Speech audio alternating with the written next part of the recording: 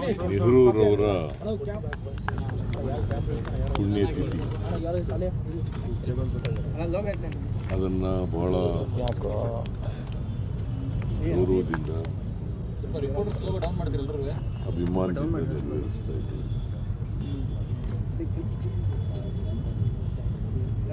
ನೆಹರೂರವರು ಸ್ವತಂತ್ರ ಭಾರತದ ಮೊದಲನೇ ಪ್ರಧಾನಿ. 1947 ಆಗಸ್ಟ್ 15ನೇ ತಾರೀಕು. ಇವತ್ತು ಆಧುನಿಕ ಭಾರತ ಆಗಿದ್ದರೆ ಅದರ ನಿರ್ಮಾತೃ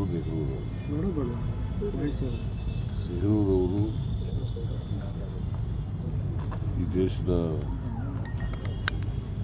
ಬಡತನವನ್ನು ಹೋಗಲಾಡಿಸ್ತಕ್ಕಂಥ ಪ್ರಾಮಾಣಿಕ ಪ್ರಯತ್ನವನ್ನು ಮಾಡಿ ಉದ್ಯೋಗ ಸೃಷ್ಟಿ ಮಾಡ್ತಕ್ಕಂಥ ಕೆಲಸವನ್ನು, ಜೊತೆಗೆ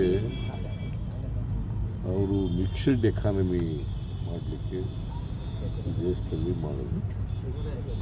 ಹಾಗಾಗಿ ಆಧುನಿಕ ಭಾರತ ನಿರ್ಮಾಣ ಮಾಡೋದರಲ್ಲಿ ಅವ್ರ ಪಾತ್ರ ದೊಡ್ಡದು.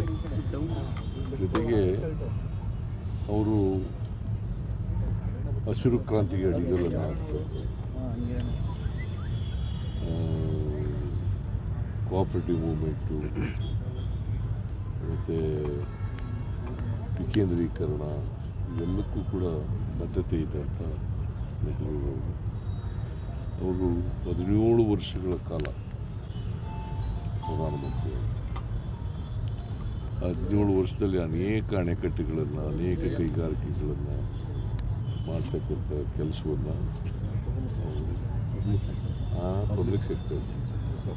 ಪಬ್ಲಿಕ್ ಸೆಕ್ಟರ್ನಲ್ಲಿ ಅನೇಕ ಕೈಗಾರಿಕೆಗಳನ್ನು ಮಾಡಿದ್ರು, ಅನೇಕ ಅಣೆಕಟ್ಟುಗಳನ್ನು ಕಟ್ಟಿದ್ರು.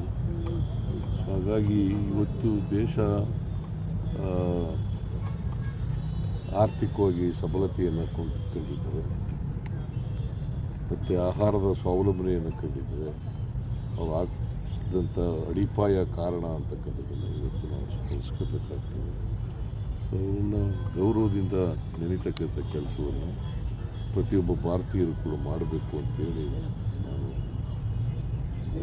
ಇಚ್ಛೆ ಪಡ್ತೇನೆ.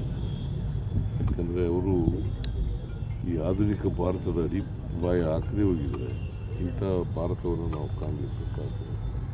ಇವತ್ತು ಎಕಾನಮಿ ಇಡೀ ಜಗತ್ತಿನಲ್ಲೇ 5ನೇ ಸ್ಥಾನದಲ್ಲಿದ್ದೀವಿ ನಾವು ಅಂತಂದರೆ ಅದಕ್ಕೆ ಕಾರಣ ನೆಹರು.